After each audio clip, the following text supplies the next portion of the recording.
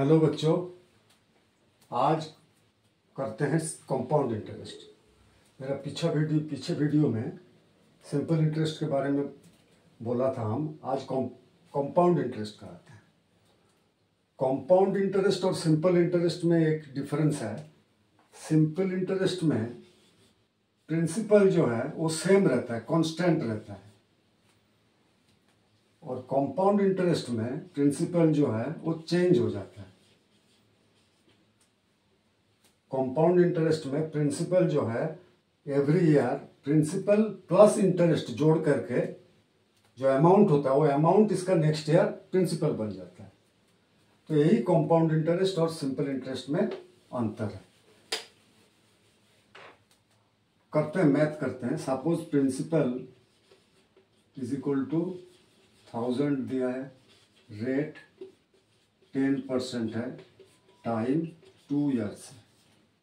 Compound interest का rate में 10% compound interest है, 1000 रुपीज प्रिंसिपल है, टाइम 2 ईयर्स है। इसको करते हैं। देखिए, सिंपल इंटरेस्ट का क्या फॉर्मूला है? PRT, P into R% into T। ये है ना, परसेंटेज जैसे हटता है तो नीचे 100 आ जाता है, तो PRT/100 लिखते हैं हम लोग। ये सिंपल इंटरेस्ट का फॉर्मूला है। इसमें क्या होता है, इसमें इसको करते हैं, पहले समझ आ जाएगा कंपाउंड इंटरेस्ट क्या होता है और सिंपल इंटरेस्ट के साथ इसका डिफरेंस आप लोगों को पता चल जाएगा। ये सिंपल इंटरेस्ट का फॉर्मूला है।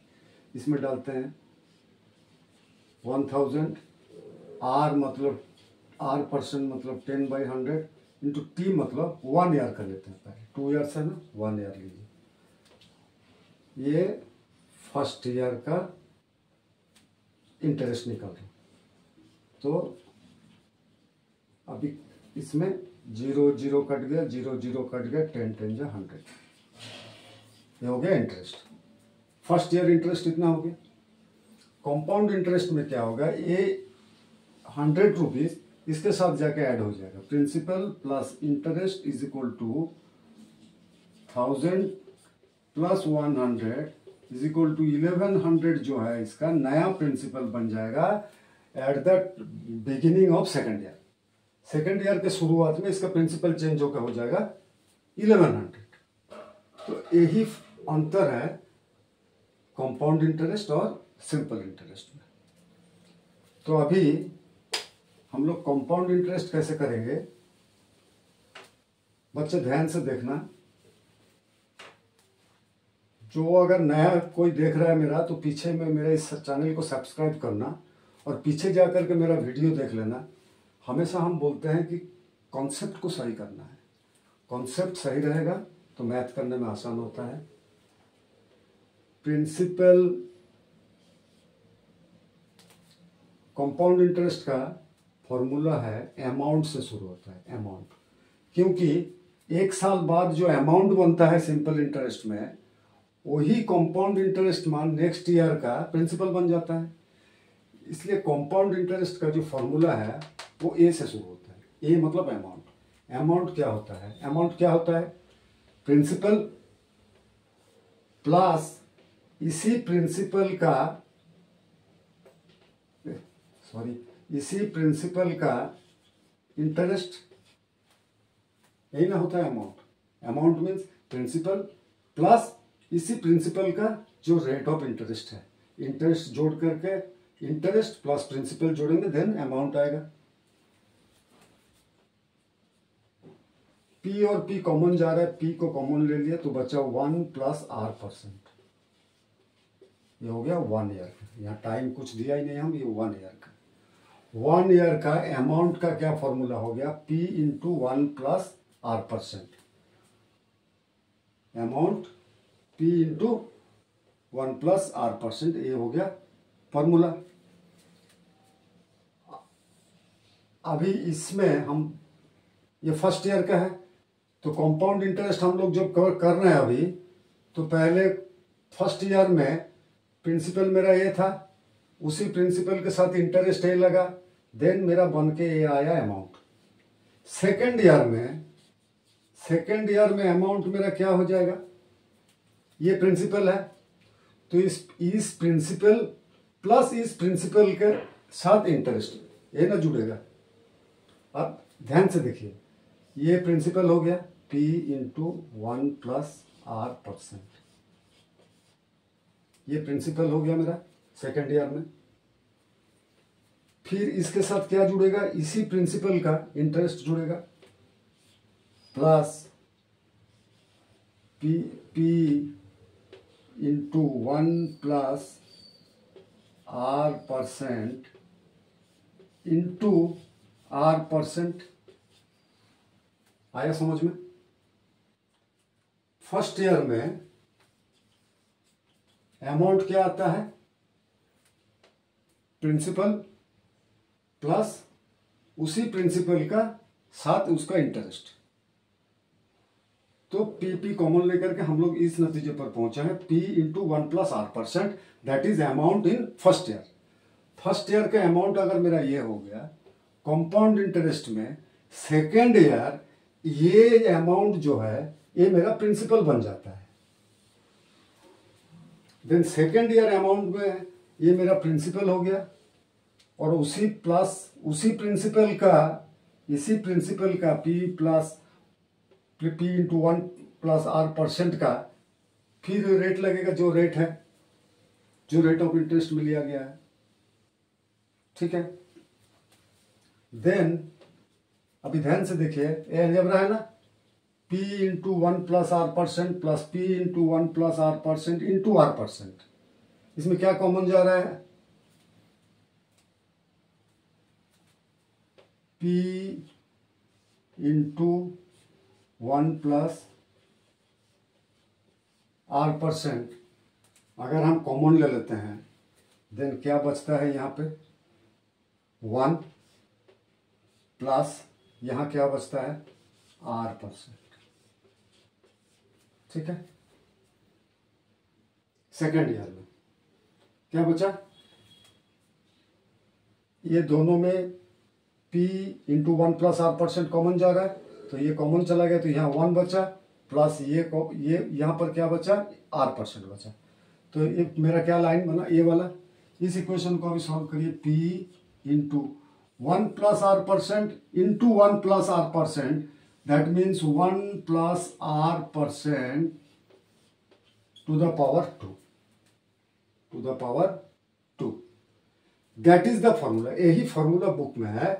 बुक में क्या है कि amount is equal to P into 1 plus R% to the power n।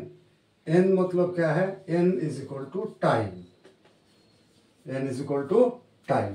यहां पर हम लोगों का n क्या है, 2 है, 2 ईयर्स है। देन यहां पे मेरा 2 आ गया।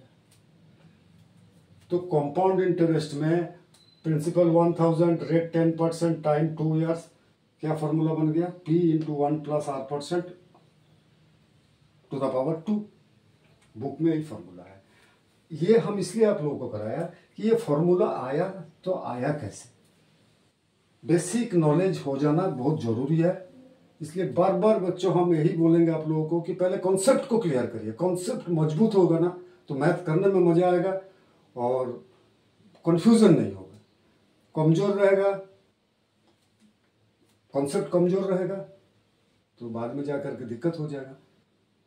9th 10th में जाने के बाद ये बोर्ड आ जाता है। तो ध्यान से इसको देखिए, जरूरत पड़े पॉज करिए, पीछे जाइए, और पीछे सिंपल इंटरेस्ट के बारे में बोला गया है। अगर इस वीडियो को पसंद कर रहे हैं तो इसको सब्सक्राइब करिए, और ये फॉर्मूला कैसे आया ये बताएं। अगर ये 3 ईयर्स होता देन यहाँ पर टू द पावर 3 हो जाता।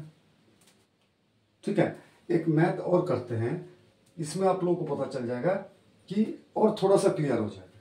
कैसे, सपोज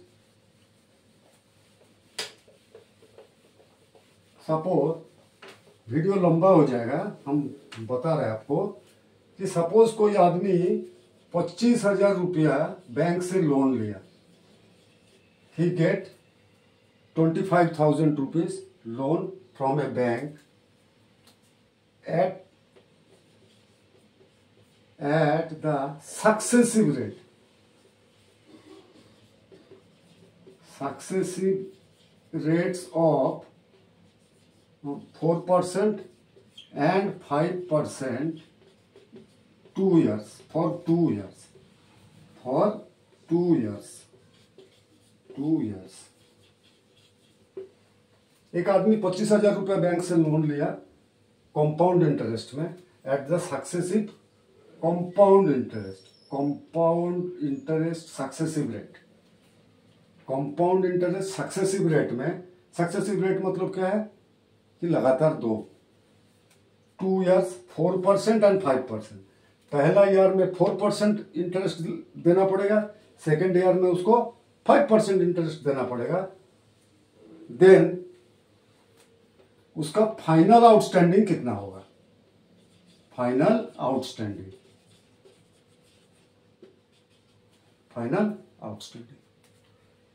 पीछे का देख लीजिए, इसको देखिए और एक बार सुन लीजिए। 25,000 रुपया बैंक से उधारी लिया, 2 साल के लिए उधारी लिया।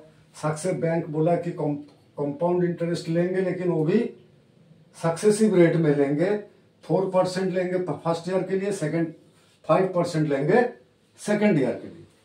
अब उसका फाइनल अमाउंट कितना होगा? 2 साल बाद उसको कितना पैसा देना पड़ेगा? इसको मिटाते हैं, ठीक है? ध्यान से देखना बच्चों। प्रिंसिपल हो गया 25,000, रेट हो गया 4% एंड 5%। ये फर्स्ट ईयर का है, ये सेकेंड ईयर का है, ये रेट है उसका। और कंपाउंड इंटरेस्ट में लिया है तो वो उसको कितना पैसा देना पड़ेगा। क्या फॉर्मूला है, क्या अमाउंट क्या है? हम लोग क्या फॉर्मूला पढ़े थे? अमाउंट हम लोग का बेसिक अमाउंट, बेसिक फॉर्मूला क्या है? यहाँ लिखते हैं, amount is equal to P into 1 plus R%। ये हो गया फर्स्ट ईयर का, 1 साल का ही फॉर्मूला है, P into 1 plus R%। Second year अगर होता, सक्सेसिव रेट अगर नहीं होता तो हम लोग टू द पावर 2 लगा दिए थे पीछे में। लेकिन इस बार मैथ में सेकेंड ईयर में मेरा रेट ऑफ इंटरेस्ट कर दिया हो 5%। मतलब इस रेट को अगर रेट 1 पकड़े और यहां पर लिखेंगे R% रेट 2, ये ना होगा। अमाउंट क्या होगा? Principal into 1 plus R% into 1 plus R%। लेकिन ये रेट 2 हो गया, ये रेट 1 हो गया। पहला ईयर में रेट 1 था जो कि 4%, सेकेंड ईयर में रेट 2 हो गया जो कि 5%। अब इसको भरिए, 25,000 1 प्लस 4% है, 4/100 इंटू 1 प्लस 5/100। देन 25,000 4 1 जा 4, 4 25 जा 1 प्लस 1/25 मतलब 26/25 इंटू 5 1 जा 5, 5 20 जा 100। कितना हो गया? 1 प्लस 1/20 21/20। ये ब्रैकेट की जरूरत नहीं, ठीक है? अब इसको सॉल्व करिए, फाइनल अमाउंट मिल जाएगा। 25 और 25,000 1000 आया। 1000 ये 0 हटा दीजिए, ये 0 हटा दीजिए, बचा 100। नीचे का 2 भी हटा दीजिए, 150 हो गया। ये क्या बच गया? नीचे में कुछ नहीं है, ऊपर में 50 इंटू 26 इंटू 21। ये कैलकुलेट करिए बच्चों, फाइनल अमाउंट आ जाएगा। क्या हो जाएगा? 26 इंटू 21 कितना होता है? इधर करते हैं, 26 इंटू 21 कितना हो गया?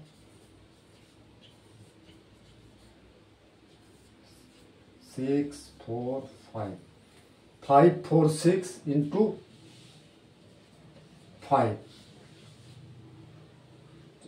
3, ठीक है।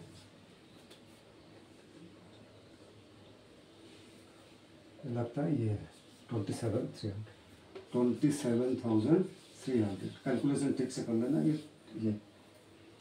50 इंटू 26 इंटू 21 हो गया 27,300। देन उसको फाइनल आउटस्टैंडिंग उसका कितना हो गया, 2 ईयर बाद सक्सेसिव देने के बाद में उसको 27,300 रुपये बैंक में देना पड़ेगा। तो ये एक मैथ आज कराए हैं। कमेंट बॉक्स में लिखना, कोई दिक्कत है, कोई समझने में कोई प्रॉब्लम है, देन और एक बार क्लैरिफाई, और एक बार बढ़िया से और समझाएंगे, और एक वीडियो बनाएंगे जरूरत पड़े तो। बट मोटो यही है कि कॉन्सेप्ट दूर करना है। अगला 26 अगस्त से हम ऑनलाइन क्लासेस भी शुरू कर रहा हूँ, जो कि बिल्कुल फ्री है। उसमें ज्वाइन करिए और बेसिक कॉन्सेप्ट को पहले मजबूत करिए। बार बार एक ही चीज़ बोलेंगे बच्चों कि बेसिक कॉन्सेप्ट को मजबूत करना जरूरी है मैथ के लिए, राइट? Then bye.